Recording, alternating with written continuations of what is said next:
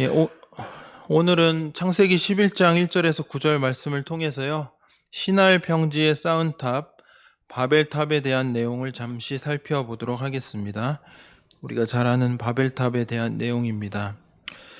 제 앞에 화면에 이렇게 세계에서 높은 그런 건물들을 좀 가져와 봤는데요. 세상에는 이런 키 큰 건물들이 있다고 합니다. 잘 보이시나요? 하여튼 4개의 건물을 가져왔는데요. 맨 왼쪽에가 그 세계에서 제일 높은 건물이라고 합니다. 아랍에미레이트 두바이에 있는 부르즈 할리파라고 하는데요.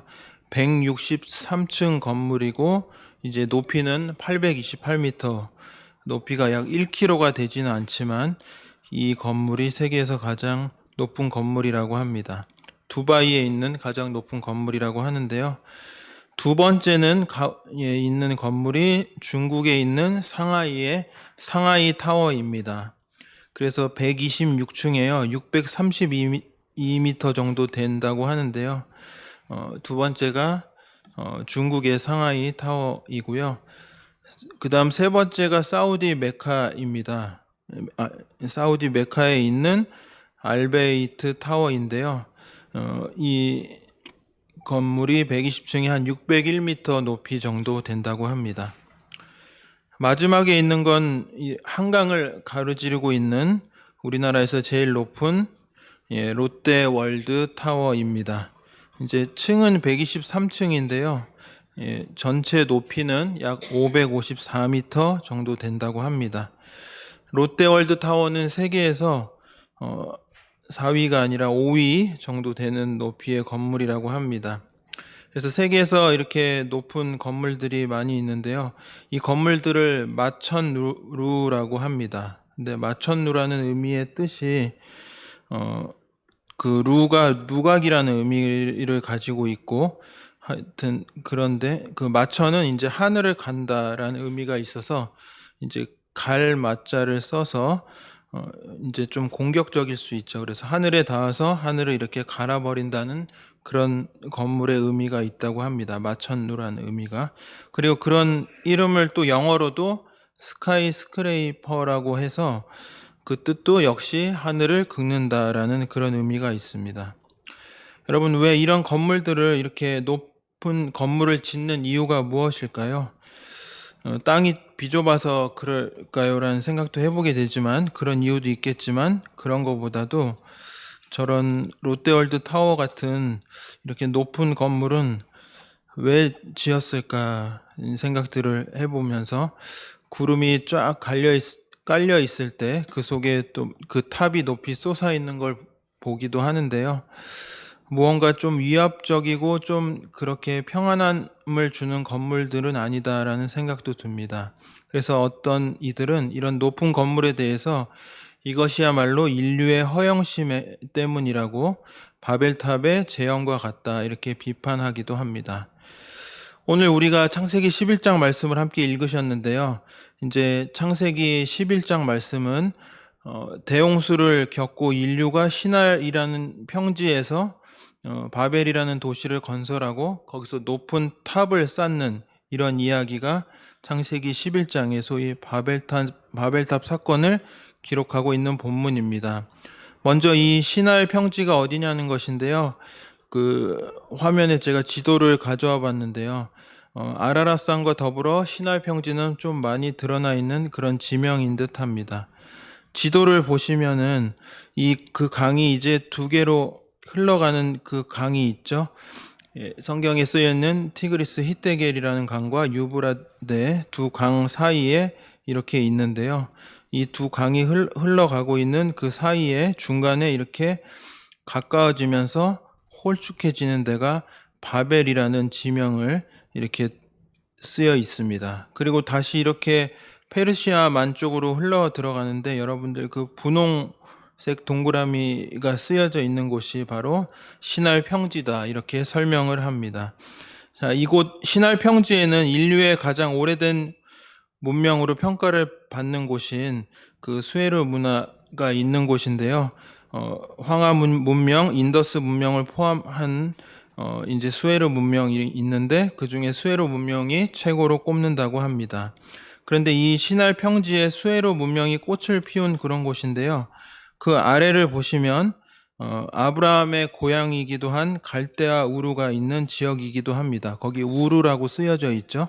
이 시날 평지는 지금도 자동차로 평지를 달려가면 한 5시간을 달려가도 야트막한 언덕도 보이지 않는 곳이라고 하는데요. 산은 물론이고 그야말로 바둑판처럼 평범한 그런 평지가 펼쳐진 아주 광활한 평지라고 합니다.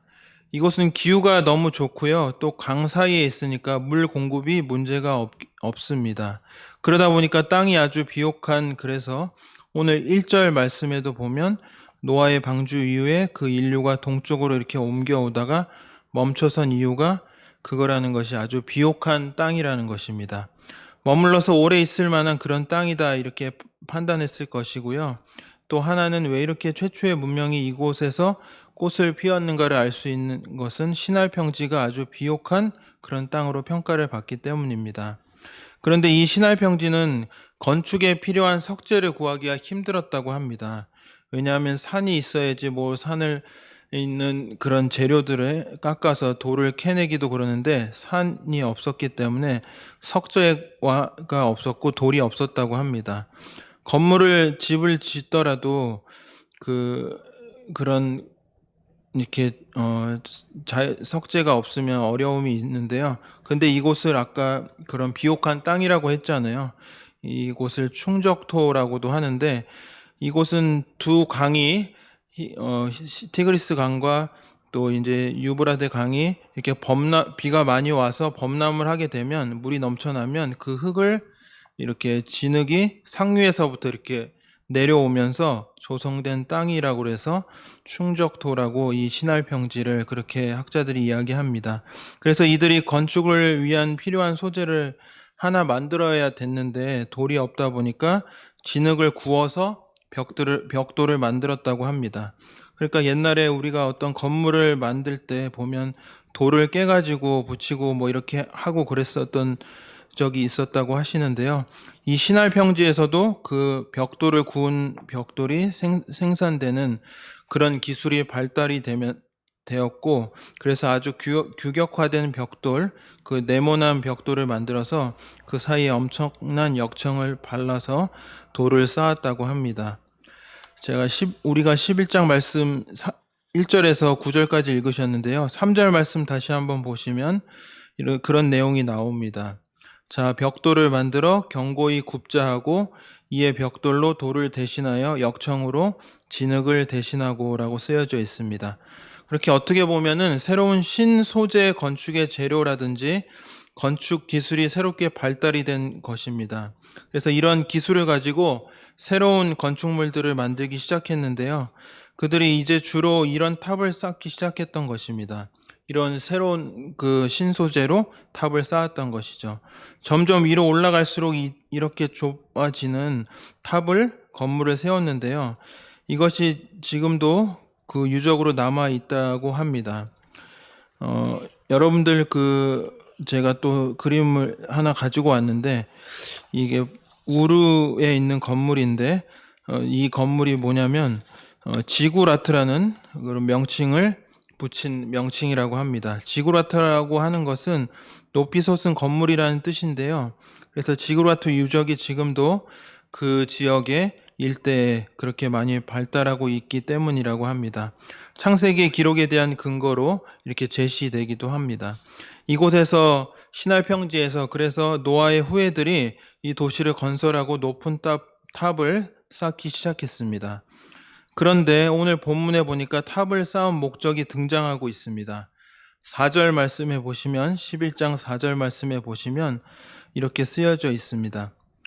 또 말하되 성읍과 탑을 건설하여 그 탑 꼭대기를 하늘에 닿게 하여 우리의 이름을 내고 온 지면에 흩어짐을 면하자 하였더니라고 쓰여져 있습니다.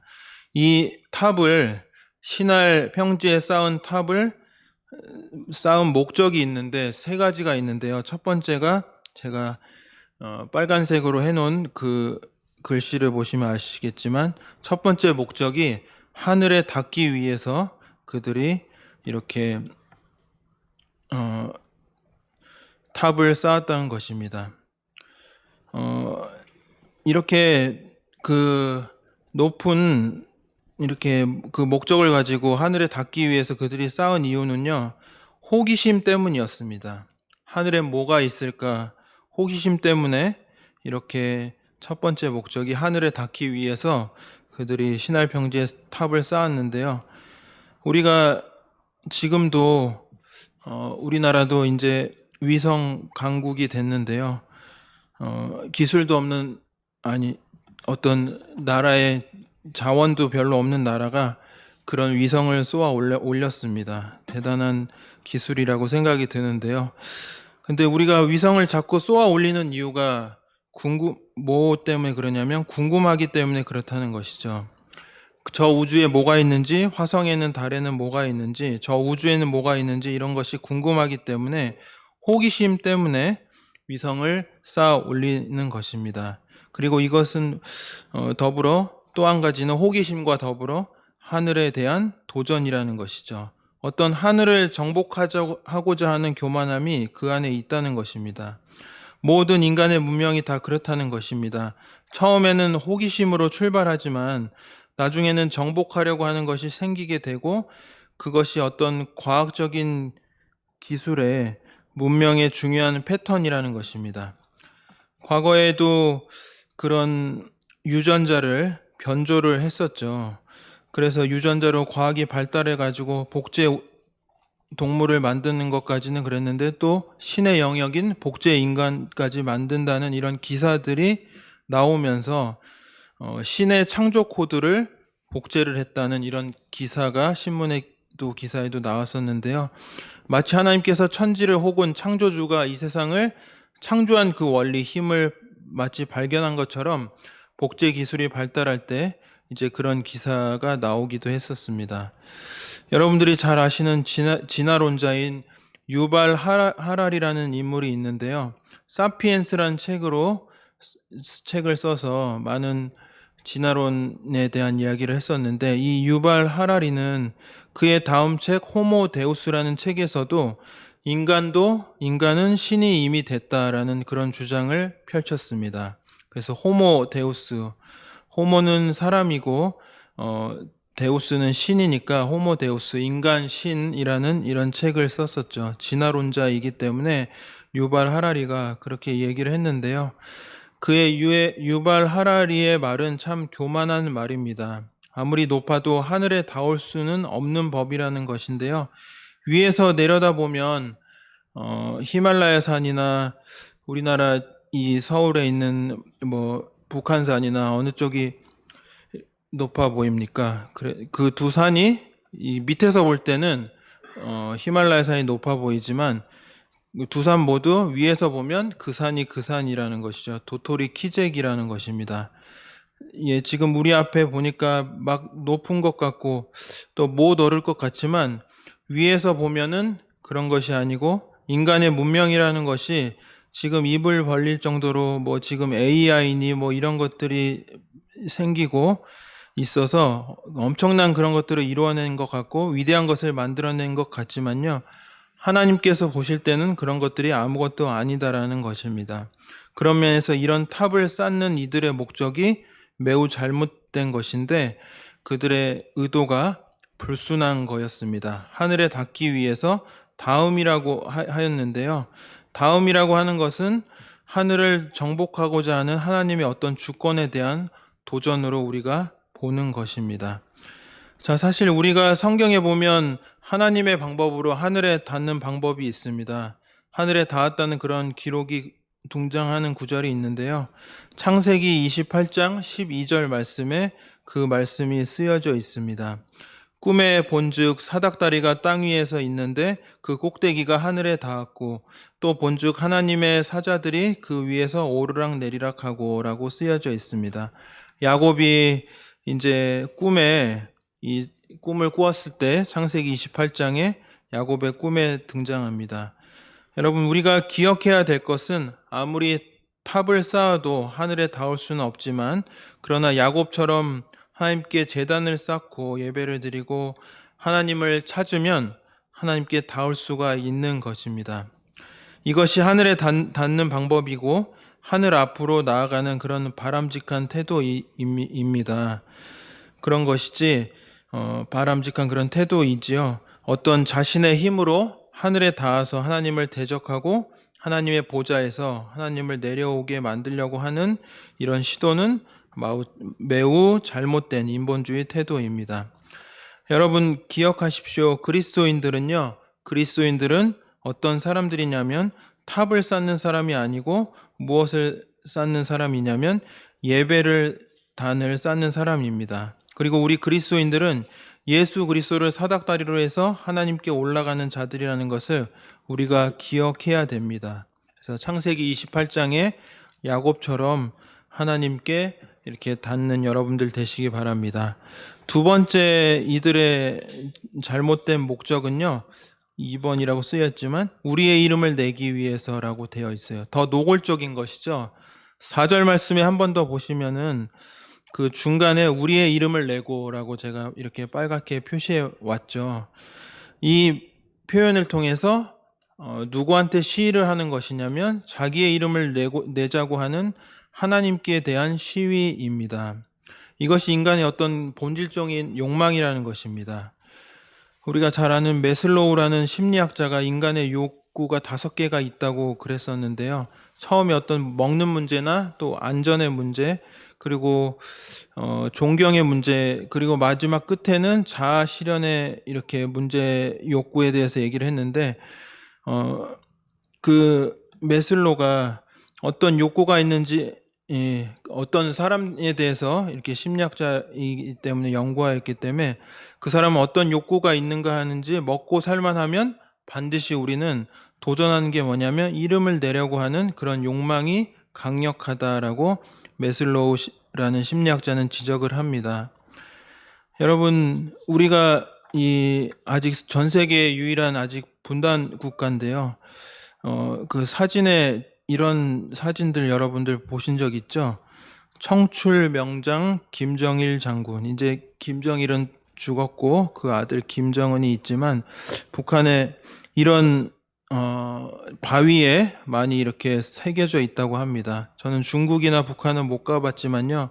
공산권 국가에 가보면 돌에다가 이렇게 뭘 새겨서 청출 명장, 이렇게 하늘이 낸 명장이다라고 이렇게 해서 이렇게 참 유치한데 그거를 새겨서 이렇게 한 모습을 보게 됩니다. 하여튼 좀 유치한 것 같은데요. 어떤 권력자들이 정권을 잡으면 권력이 강해지면 반드시 하는 일이 어떤 건축물을 남기는 그런 것들을 보게 되는데요. 그런 것 때문에 결국 추락하는 이들도 많이 있다는 것입니다. 여러분, 오늘 신할 평지에서 탑을 쌓았던 사람들이 마음속에 탑을 쌓은 목적이 뭐냐면 바로 그런 이름을 내려고 하는 이런 부분이 있었다는 것입니다. 그러나 그리스도인들은 이걸 참 조심해야 됩니다. 공명심이라는 그런 말이 있잖아요. 자기의 이름을 드러내려고 하는 그런 마음이 누구에게나 다 있을 수 있습니다. 그러나 그런 마음보다는 이것이 어떻게 보면 허영심이 될 수 있기 때문에요.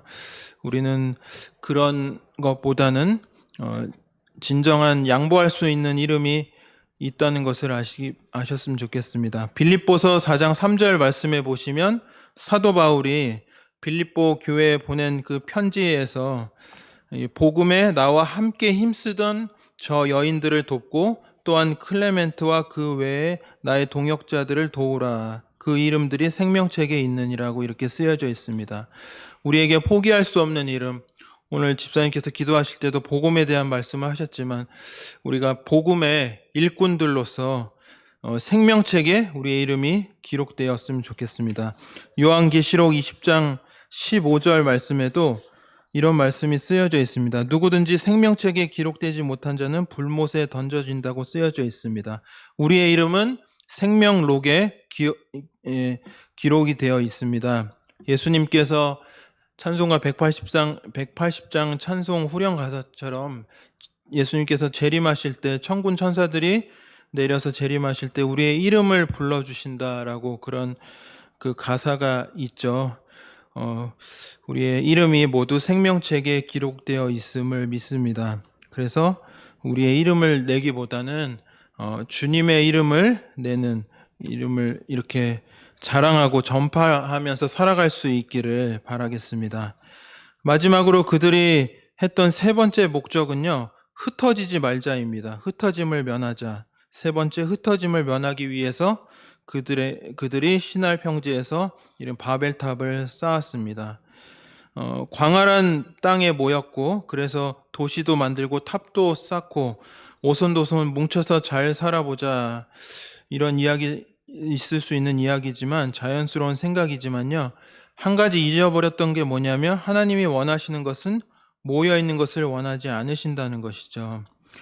여러분, 창세기 9장 1절에 노아의 홍수가 끝난 이제 대홍수 사건 이후에 노아에게 주셨던 말씀이 있습니다.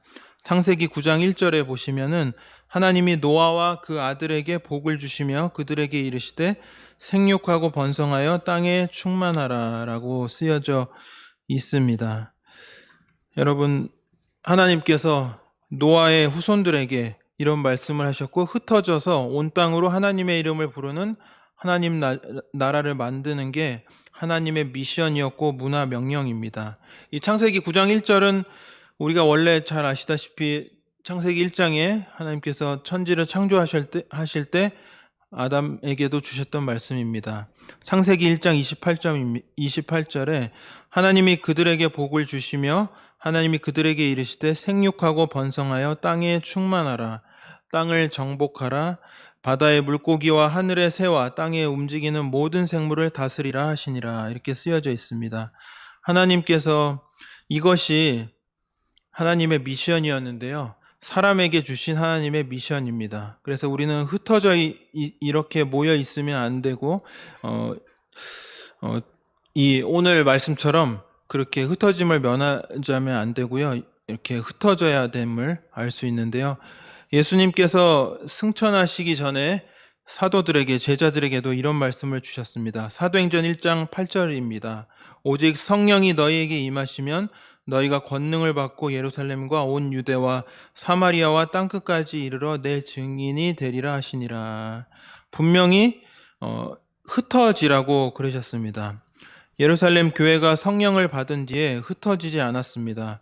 서로 나눠 먹고 유무상통하고 귀한 일들을 했지만, 또 나누고 가진 재산을, 아름다운 공동체를 이루었지만, 그것도 중요한 것이었지만 하나님께서 원하시는 모습은 또 흩어지는 모습임을 알 수 있습니다. 결국 흩으시는데요, 핍박을 통해서 흩어지게 만드십니다. 마찬가지로 도시를 건설하고 탑을 쌓고 그럴듯한 문명을 건설했지만 이 하나님의 뜻을 역행하는 세 가지, 좀 전에 보셨듯이 하늘에 닿기 위해서, 또 우리의 이름을 내기 위해서, 또 흩어짐을 면하기 위해서 이 세 가지 이 잘못된 것을 하나님께서 말씀을 하셨는데요, 이런 목적을, 이런 신할 평지 인류를 하나님께서 흩어버리시는 것은 흥미로운 방법임을 알 수 있습니다. 7절 말씀에서도 이제 보시면 주님께서 창세기 11장 7절에 우리가 내려가서 그들의 언어를 어떻게 하자고 했냐면 혼잡하게 하자고, 언어를 알아들을 수 못하게 하셨다고 되어 있습니다. 1절 말씀처럼 그 당시 언어가 하나였기 때문에 언어를 혼잡하게 하셨고, 이 혼잡하게 하다라는 뜻이 뭐냐면 바로 바벨이라는 것입니다. 오늘 말씀 마지막 9절 말씀에 이렇게 쓰여져 있죠. 창세기 11장 9절입니다. 그러므로 그 이름을 바벨이라 하니 여호와께서 거기서 온 땅의 언어를 혼잡하게 하셨음이니라. 여호와께서 거기서 그들을 온 지면에 흩으셨더라, 이렇게 되어 있습니다. 그러니까 하나님께서 결국 이제 그들이 높은 잘못된 방법으로 탑을 쌓으려고 할 때 그들을 흩으셨음을 알 수 있습니다. 자, 결론입니다. 오늘 우리가 이 말씀을 통해서 물어볼 것은 저와 여러분이 지금 무엇을 쌓고 무엇을 남기기 위해서 애를 쓰고 있는가에 대해서 한번 주는 질문이 이곳에 있는 것입니다. 하나님께서 내려가셔서 허물어버리는 그런 바벨탑이 아니라 하나님께서 기뻐하시고 또 공력으로 인정해 주시고 이런 것들을 우리가 쌓아가고 만들어가는 것이 참 필요하지 않겠는가 생각해 봅니다.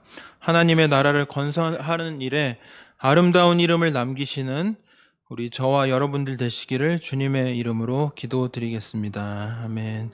시간 이제 마지막 찬송에 대한 찬송을 잠시 소개해드리고 찬송하시겠는데요. 오늘은 214장 나 주의 도움 받고자라는 찬송입니다. 이 찬송은 작사는 엘리자 해밀턴이라는 분이 하셨고요.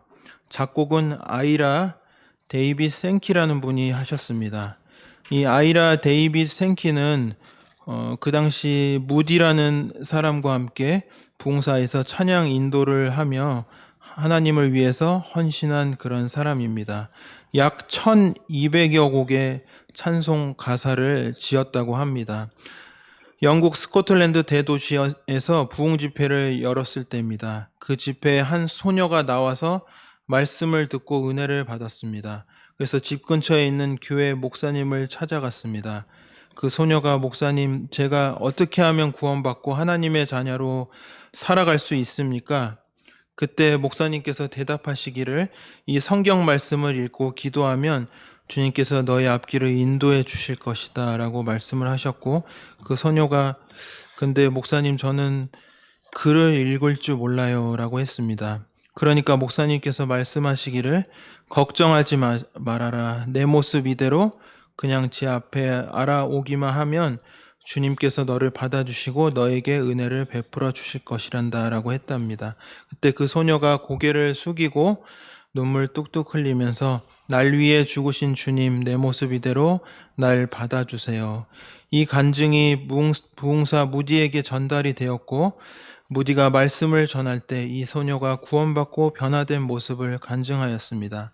이 찬송가가 많은 사람들에게 불려지게 되었습니다. 그런데 시간이 흘러서 그 예수 믿는 그 소녀가 자기 집에서 하숙을 하던 구두 고치는 사람하고 결혼을 하게 되었습니다. 그렇게 그 남편분과 결혼을 하였는데 그 남편분이 예수님을 믿지 않았습니다. 예수님을 믿으라고 해도 남편은 거절하고 거부하고 성경책을 읽으라고 갖다 주면 성경책을 찢어버리는 일도 있었다고 합니다. 세월이 흘러서 남편이 기관지염으로 병이 깊어지게 되고 병원에 입원하게 됐습니다. 그때에도 그녀는 남편분에게 계속해서 복음을 전합니다. 병중에 누워있는 남편에게 와서 성경 이야기를 들려주고 그 다음 찬송가 가사를 읽어줍니다. 날 위해 죽으신 주, 돌아가신 주, 주님이 그대로 받아주실 거예요. 그런데도 남편이 고개를 저었고 그런 말이 어디 있냐고 그랬답니다. 남편에게 안경을 갖다 주니까 그 찬송 가사를 보며 읽게 되었답니다. 그 남편이 그 찬송 가사 중에서 날 위해 죽으신 주 날 받아주셔서 그 말이 남편 눈에 딱 들어왔습니다. 그 자리에서 그 남편분이 눈물을 줄줄 흘리면서 예수님을 영접하였고 2주일 후에 이분이 나 이제 행복하다 집으로 돌아가야 되겠다고 하고 집으로 돌아와서 날 위해 죽으신 주 날 받아주소서 이 214장 찬송을 반복하다가 조용히 하나님 곁으로 천국으로 갔다고 합니다. 내 모습 이대로 주님께서 받아주십니다. 주님 나를 위해 죽으신 주님께서 우리를 그대로 받아주실 것입니다. 1절 가사에 나 주의 도움 받고자 주 예수님께 빕니다. 그 구원 허락하시사 날 받아주소서. 내 모습 이대로 주 받아주소서. 날 위해 돌아가신 주 날 받아주소서입니다.